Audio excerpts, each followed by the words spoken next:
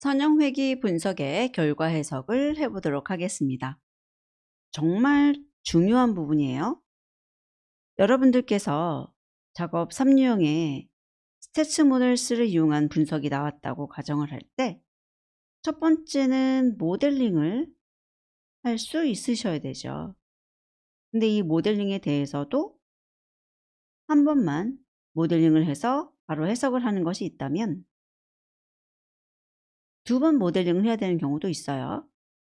그래서 모델링을 하고 그 다음에 그 중에서 유의미한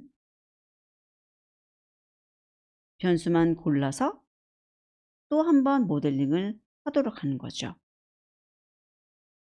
자, 그리고 모델링이 끝난 다음에는 해석을 해주셔야 되는데 이 해석에 대해서도 그냥 썸머리에 있는 어떤 값들을 찾아서 출력하는 것만 나오는 것이 아니고 그것에 대해서 이제 용어를 씁니다. 뭐 통계적으로 유의미라든지 아니면은 영향력이 있는, 영향력이 큰 이라든지 이런 식으로 용어를 써서 찾게 만드는 거죠. 자, 그래서 유의미라고 한다면 p-value, 영향력이라고 한다면 회귀계수, 이런 것들을 떠올릴 수 있어야 된다는 얘기입니다. 그래서 이쪽 해석을 하셔야 모델링을 한 것에 대한 의미가 생기죠. 그래서 반드시 모델링 연습하시고 나서 해석에 대한 연습도 하셔야 합니다. 자, 데이터를 준비할 건데요. 아예 모델링까지 다 했습니다. 포뮬라 보게 되면은 여기에 교호작용에 관련된 항도 넣었어요. 종속 변수와 독립 변수들인데 여기에 교호작용 항도 넣었다. 자, 그리고 지금 R 스퀘어드만 구해봤는데요. 이렇게 모델 점 해가지고 다양한 결과들을 하나씩 꺼내서 볼 수가 있죠. DIR을 이용해서 이 모델이라는 것을 이용해서 어떤 것들을 확인할 수 있는지 이렇게 이름을 보실 수도 있습니다.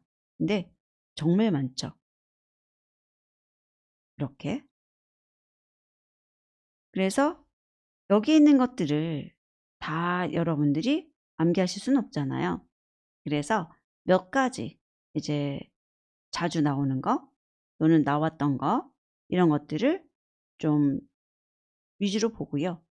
만약에 이거 수업 시간에 다루지 않은 건데 라고 한다면 여러분들께서 이렇게 헬프를 통해서 쭉 보시고 그 중에서 좀 찾아주셔야 돼요.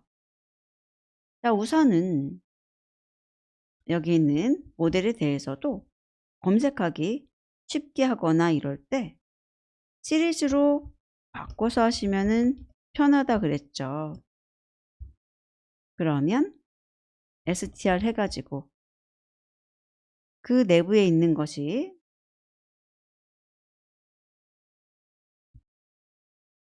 starts with 해서 언더스코어가 아닌 것 이런 식으로 갈 수 있으니까요. 자, 그래서 이렇게 dir 모델한 것을 s로 저장하고 조건으로 나오고 그 조건에 해당하는 것만 빼내는 거죠. 그러면 지금 언더스코어로 시작하는 것이 아닌 것만 빼낸 거예요. 그리고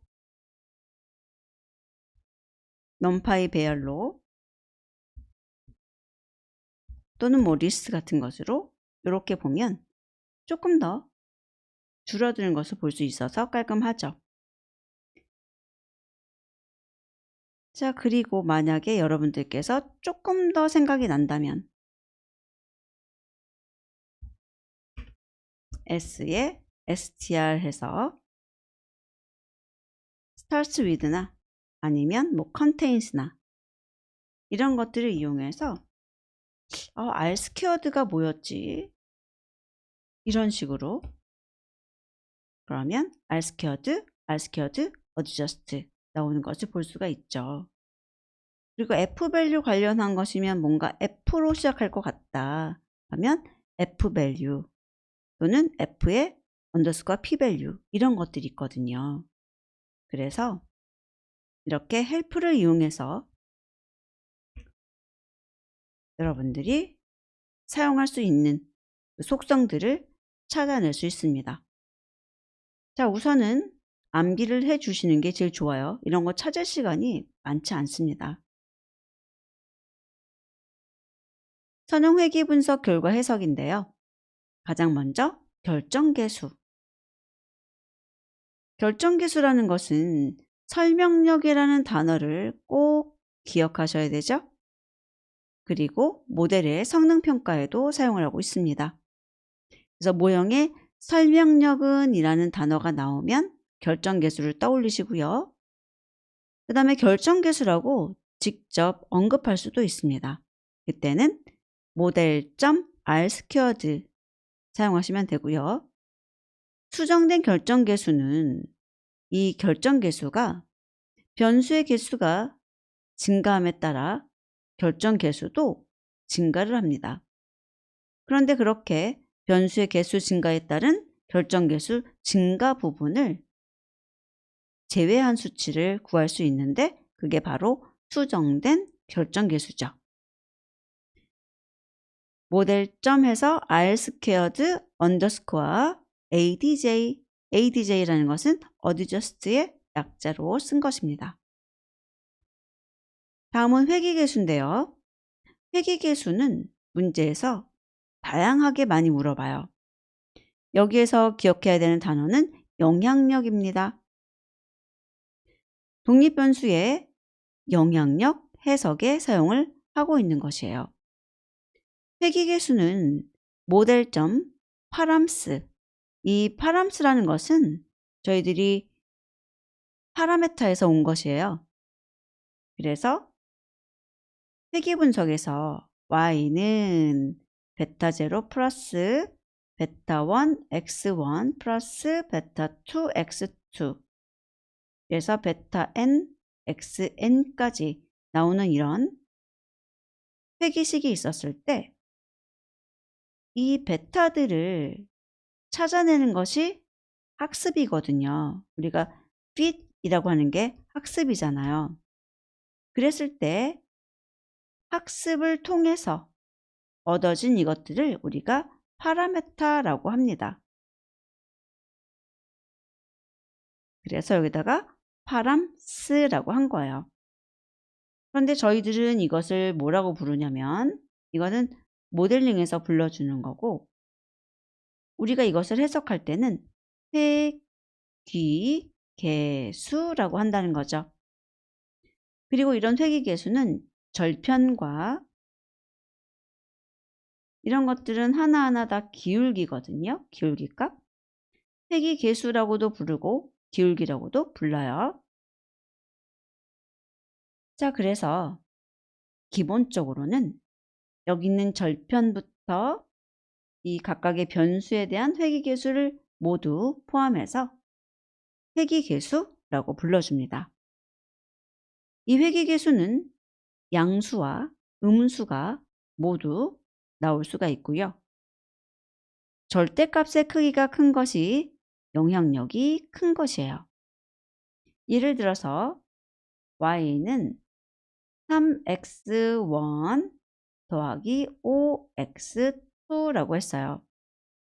그러면 x1이 1이거나 x2가 1인 것을 생각해 본다면 이 x에 대한 값은 하나 커질 때마다 3씩 더 커지는 거고요.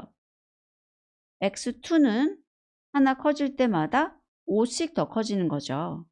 그래서 여기에 있는 회귀계수가 큰 x2가 더 영향력이 큰 변수다 라고 볼 수 있습니다. 그리고 y는 마이너스 3 x1 더하기 2x2라고 했을 때는 이쪽이 더 영향력이 큰 거예요. 왜냐면 크기를 절대값으로 바꾸어서 비교해 주기 때문입니다.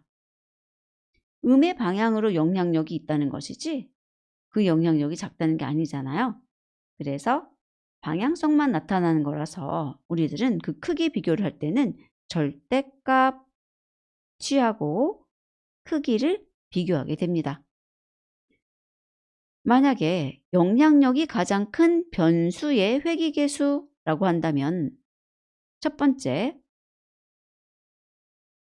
변수라고 했잖아요. 그러면 회귀계수 중에서 절편은 제외하라는 얘기예요. 그리고 영향력이 가장 큰이라고 했을 때 이 영향력이 크다는 것은 양수, 음수 그런 것들을 떼고 절대값으로 비교를 하라는 거죠. 절대값이 가장 큰 거. 자, 그래서 여기 보시면 모델에 파람스라고 했는데 1번부터 끝까지 그리고 절대값을 구해서 최대값 구한 겁니다. 만약에 변수의 이름을 물어본다면 여기 있는 건 맥스 대신에 인덱스 맥스 이렇게 써주시면 돼요. 그리고 특정 변수의 회귀계수를 물어보게 된다면 모델에 파람스 한 다음에 인덱싱 하시는 거죠. 그리고 변수의 이름을 써주시면 됩니다. 회귀계수의 합을 구하라 라는 문제도 나왔었는데 이때는 절편을 포함해서 구하라는 단서가 있었습니다. 만약에 그런 단서를 주지 않더라도 회귀계수의 합을 구해라 라고 한다면 이 파람스에 대해서 전체적으로 합계를 구해 주시면 되는 거예요.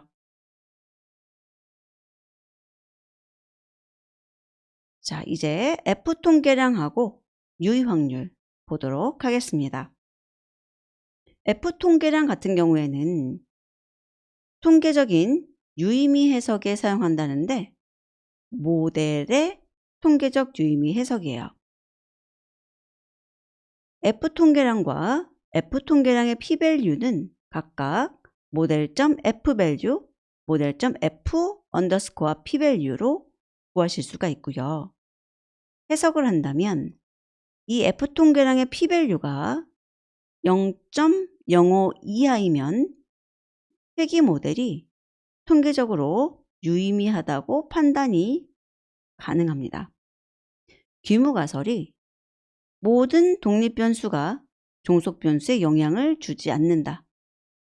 대립가설이 적어도 하나의 독립변수가 종속변수에 영향을 준다. 그래서 귀무가설을 기각하고 대립가설을 채택해야 이 모델이 통계적으로 유의미한 것이죠. 자, 유의확률이에요. 유의확률 같은 경우 똑같습니다. 통계적인 유의미. 그런데 특히 이제 독립변수들의 통계적인 유의미 판단에 사용을 하는 것들 볼 거고요. P밸류가 작을수록 통계적 유의미성이 강합니다. 특정 변수와 종속 변수의 선형관계에 대한 가설 검정이다 라고 했을 때 이것은 각각의 변수에 대해서 유의 확률이 나오는데 그것을 가지고 이제 그 변수가 통계적으로 유의미한가 아닌가를 따질 수가 있어요.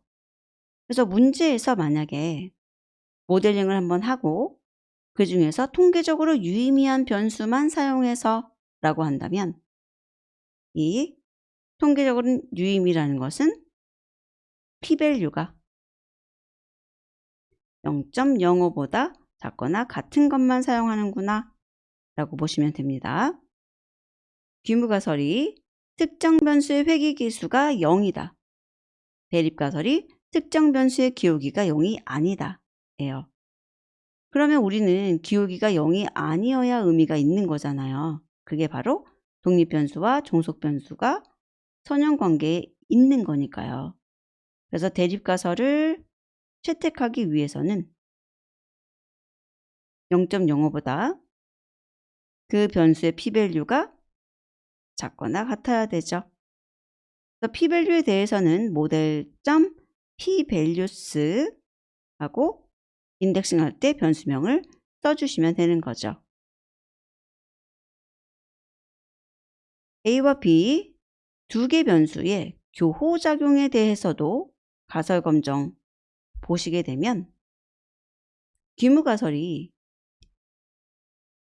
교호작용 항입니다. A와 B의 교호작용에 대한 항의 개수가 0이다. 즉 A와 B 사이에 교호작용이 없다는 거고요. 조금 더 그 의미를 살펴보면 교호작용이 없다라는 말은 A의 효과가 B의 수준에 관계없이 일정하고 B의 효과도 A의 수준에 관계없이 일정하다는 얘기예요. 그러니까 A가 종속변수의 어떤 효과를 발휘하겠죠? 영향을 준다는 얘기예요. 그랬을 때 B가 관여를 한 것과 B가 관여하지 않은 것이 차이가 있다는 거예요. 이에 따라서 A가 이 종속변수에 주는 효과가 달라진다는 거죠. 대립가설은 A와 B의 교호작용에 대한 항의 개수가 0이 아니다. 즉 뭔가 교호작용이 있다는 것을 의미합니다. 자, 그래서 여기까지 여러분들이 먼저 이해하셔야 돼요. 그리고 암기할 부분은 암기를 해주셔야 되고요. 그래야 저희들이 값을 구해서 적을 때 의미가 있는 것이죠. 이 여기까지의 내용을 이해 못하시면 값을 적을 수가 없습니다. 꼭 다시 한번 듣고 또 직접 정리해 보셔서 이해하신 다음에 실습을 하시기 바랍니다. 자, 이제 모델을 사용해서 값들을 구해 보도록 하겠습니다. 모델의 결정계수부터 구해 보도록 할까요? 그리고 출력할 때는 소수점 아래 셋째 자리까지 출력되도록 하겠습니다. 반올림해서요. 자, 프린트 모델의 결정계수는 저희들이 model.r² 하죠. 자, 그리고 출력을 할 때 라운드 쓰시게 되면 소수점 안에 자릿수 지정을 할 수가 있죠. 0.853 수정된 결정계수는 r² 한 다음에 언더스코어 adj 하시면은 나오게 되고요. 소수점 아래 셋째 자리까지인데 두 자리까지밖에 없었던 거예요. 그래서 두 자리만 나온 거고요. 특정 변수의 회귀계수 구하기 라고 한다면 자, 여기서는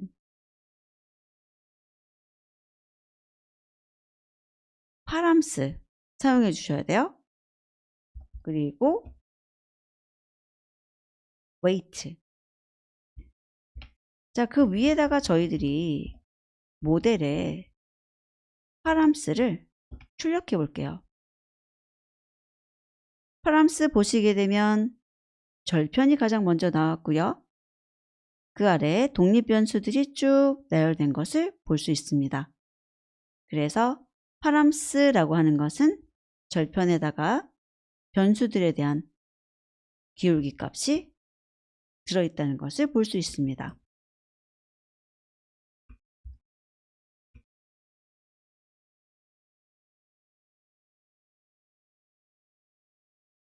자, 그리고 영향력이 가장 높은 변수 및 회귀계수 구하기 라고 되어 있어요. 여기에서 정말 조심하셔야 되죠.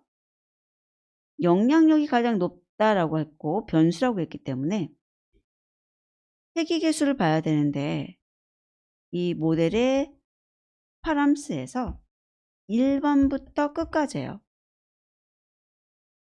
그러면 여기에 대해서 템프라고 저장을 하고요. 그 다음에 영향력이 가장 높다라고 했을 때 절대값도 취해야 되겠네요. 영향력이 양의 방향으로 있을 수도 있고 음의 방향으로 있을 수도 있으니까요. 그래서 파람스는 양수와 음수가 모두 다 가능하기 때문에 그 크기 비교를 위해서는 ABS 해주시고요. 가장 높다라는 것은 큰 거예요. 그래서 템프의 변수 이름은 인덱스 맥스고 그때의 회귀 개수는 맥스로 구해주시면 되죠. 자, 여기에서는 라운드 넣겠습니다.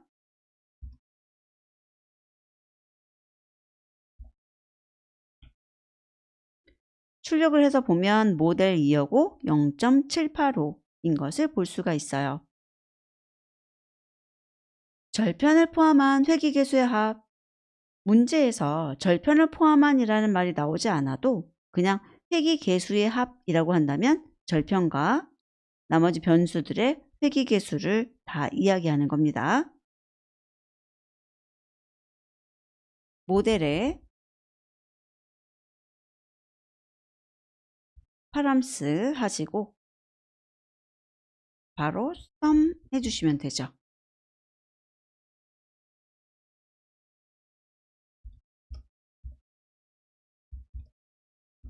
출력을 해보면 5.368 나오는 것을 볼 수가 있고요. F통계량과 F통계량에 대한 t밸류, 모델의 F밸류죠. 그리고 모델의 FP밸류입니다. 라운드 처리할게요.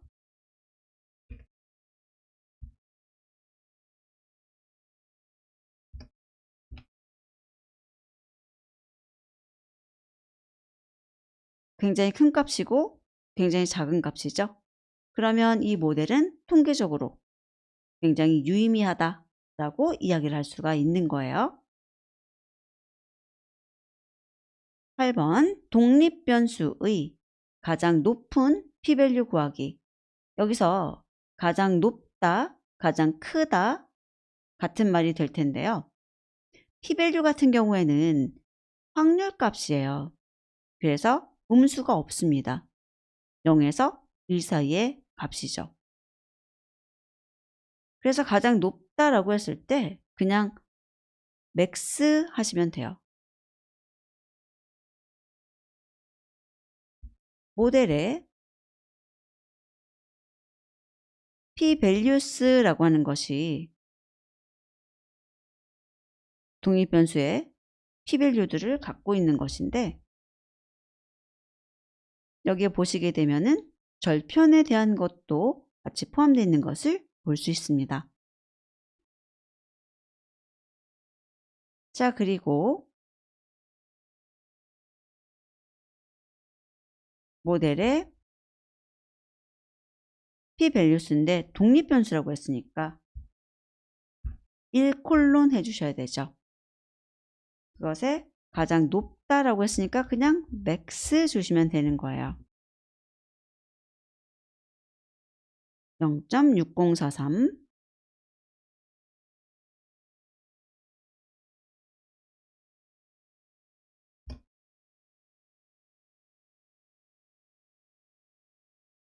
만약에 그것에 대한 변수 이름을 물어봤으면 인덱스 맥스를 써주시면 되죠. 다음은 유의성이 가장 낮은 변수의 개수 그랬어요. 유의성은 확률로 따지는 거잖아요. p밸류. 그런데 그것이 낮다는 것은 유의미하지 않다는 것을 의미합니다. 그래서 이 모델의 pValues 1번부터 끝까지죠. 변수니까 그리고 유의성이 낮다라는 것은 유의 수준 0.05로 했을 때 그거보다 큰 값을 의미합니다. 그러면 여기에 대해서 저희들이 sum 하게 되면 true의 개수를 구할 수 있어서 우리가 알고 싶은 결과 탐이라는 것을 알 수가 있어요. 자, 그런데 조금 더 이제 확신을 가지고 보기 위해서 저희들이 이렇게 해볼게요.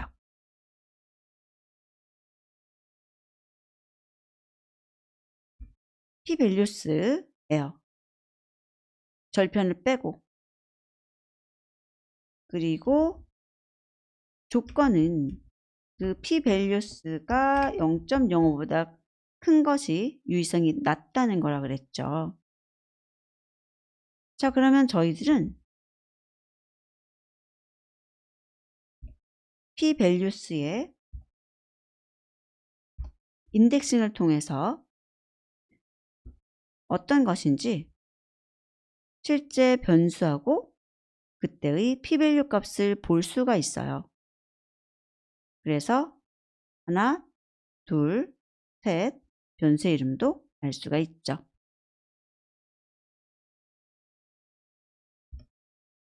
그리고 그 개수 같은 경우에는 저 조건을 이용해서 sum 해주셔도 되고, 그 다음에 요거 이용해가지고 shape에 0번 하셔도 상관은 없죠. 3개 나오는 것을 볼 수 있습니다. 유의성이 가장 높은 변수 구하기. 자, 가장 높다는 것은 작다는 거죠. p-value가. 그래서 여기서도 변수에 대한 것이니까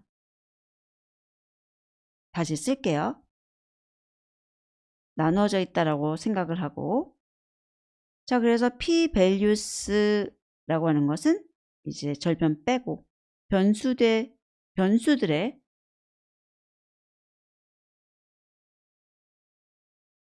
절편을 빼고 독립변수들에 대해서만 p-value를 저장한 거죠. 자, 가장 높다 그러면은 가장 작답니다. 그래서 이 p-values 중에서 인덱스 min 하시면 되죠. 변수를 구하라고 했으니까요. 그럼 p-value가 가장 작은 것은 모델 2여라고 보여주고 있습니다. 자, 그리고 만약에 그때 값이다 라고 한다면 p-values 한 다음에 min 값을 같이 출력해 보면 되죠. 굉장히 작은 값이죠? 0 나올 거예요. 가장 유의미한 변수의 회귀계수. 자, 가장 유의미한 변수다 라고 했을 때 여기 유의성이 가장 높은 변수 해가지고 구해놨잖아요. 그래서 이걸 이용해서 우리들이 회귀계수를 구해주면 되는 거죠. 그러면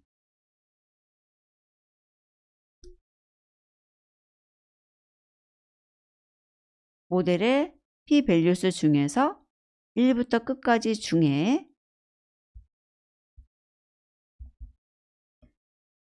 그 값이 가장 작은 것에 대한 인덱스, 그리고 회귀계수 같은 경우에는 모델의 파람스에서 구하게 되는 거죠.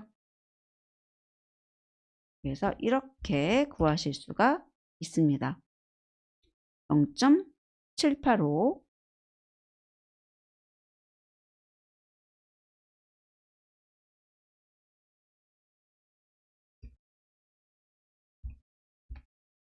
여기 보시게 되면 이전에 구했었잖아요.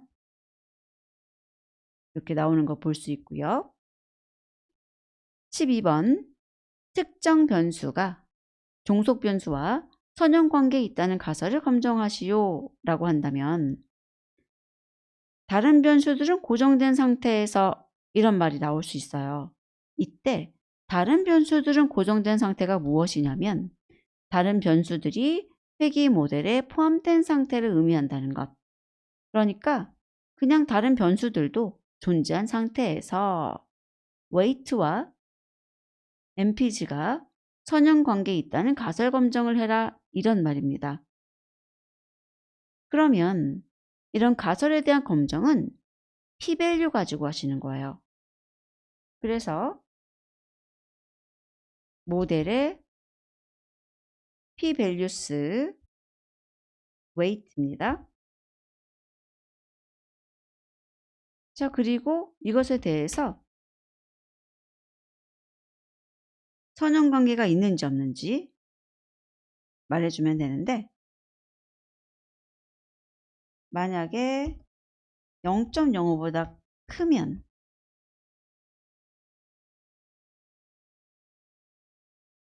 선형관계가 없다는 거고요. 작거나 같으면 선형관계가 있다는 것을 의미하죠.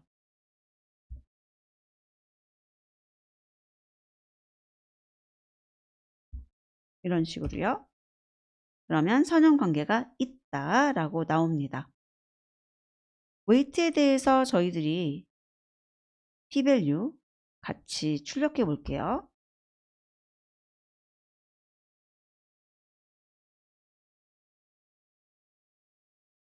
굉장히 작은 값이죠. 0에 가까운 값. 자, 홀스파워와 웨이트의 교호작용을 확인하기 위한 p-value 구하기. 자, p-value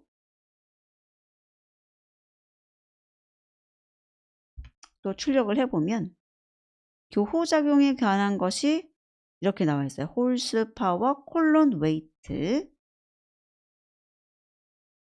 그러면 인덱싱을 할 때 이렇게 이름을 주면 p-value를 구할 수가 있는 거죠.